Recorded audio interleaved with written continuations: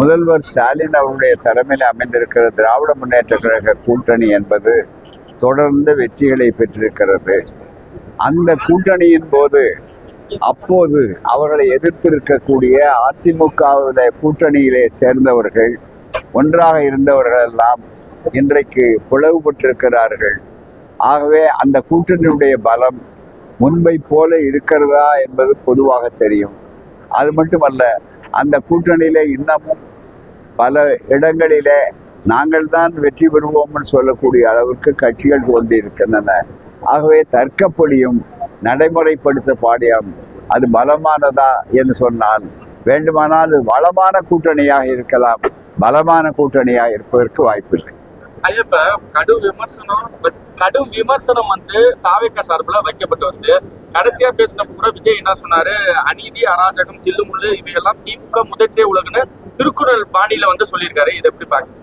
உயர்நீதிமன்றம் என்ன பதில் சொல்லியது அவரை பற்றி என்பதை பார்த்தாலே அவர் எவ்வளவு தூரம் ஊழல் ஒழிப்பை சார்ந்தவர் என்பதை புரிந்து கொள்ளலாம். காரணம், உயர்நீதிமன்றத்தில் அவர் தன்னுடைய வருமானத்தை மறைத்தார் என்பதற்காக 1.5 மிக அளவிற்கு போட்டிருக்கிற அதற்கு அபராதம் போட்டிருக்கிறார்கள். இதற்கு முன்னாலே தான் ஒரு கார் வாங்கியதில் அதற்கு எந்த விதமான வரியும் கட்டவில்லை என்பதற்காக வழக்கு போட்டு அதிலே அவர்கள் ஆபத்தை வந்திருக்கிறார்கள்.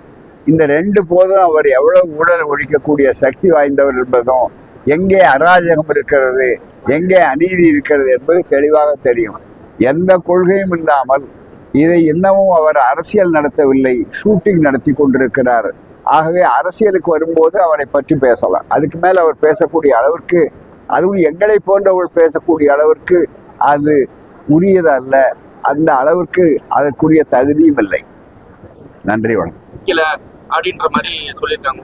அதாவது, ஒரு கூட்டணி அமையும் போது அதை பற்றி கருத்து சொல்ல வேண்டியவர்களோ அல்லது அதை பற்றி விமர்சிக்க வேண்டியவர்களோ அல்லது மதிப்புக்குரிய அந்த கருத்துக்கு நாம் மதித்து கவலைப்பட வேண்டியவர்களோ எப்போது என்று சொன்னால், அதனுடைய தலைவர்கள், திராவிட முன்னேற்ற கழக தலைவர் என்ன சொல்கிறார் என்று பார்த்தால்தான் அதிகாரபூர்வமானது.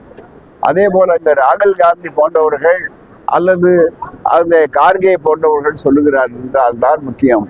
மற்றவர்கள் அந்த கட்சியை பொறுத்தவரை அவர்கள் சொல்வார்கள், எங்கள் கட்சி ஜனநாயகம் என்று சொல்வார்கள். அது அவர்களுடைய ஜனநாயகம், அவ்வளவுதான்.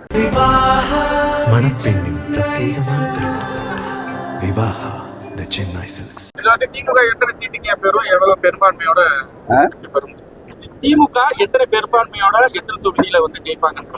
அதாவது, நாங்க ஆர்வம் சொல்றது இல்லை. 234 தொகுதி இருக்கிறது. இன்றைய நிலையில் 200க்கு மேல் வெற்றி பெற வேண்டும் என்பதை அவர்கள் இலக்காக வைத்திருக்கிறார்கள். நாங்கள் சுற்றி பார்த்த வகையிலும் எதிரிகளால் இன்னமும் கூட தங்கள் பலத்தை காப்பாற்ற முடியவில்லை என்பதாலும், எதிர்கட்சி கூட்டணியில அடிக்கடி மோடி அவர்களும் அமித்ஷாவும் தமிழ்நாட்டுக்கு வந்து விட்டு போவதாலும், ஒவ்வொரு முறையும் திமுக கூட்டணிக்கு அவர்கள் வர வர ஓட்டுக்கள் அதிகமாக கொண்டிருக்கிறது. பூக்கள் வேண்டுமானால் அவர்களுக்கு ஏராளமாக கொட்டப்பட்டு கிடைக்குமே தவிர ஓட்டுக்கள் கிடைப்பதில்லை. இதுதான் உண்மையான சூழ்நிலை, வேறு கிடையாது.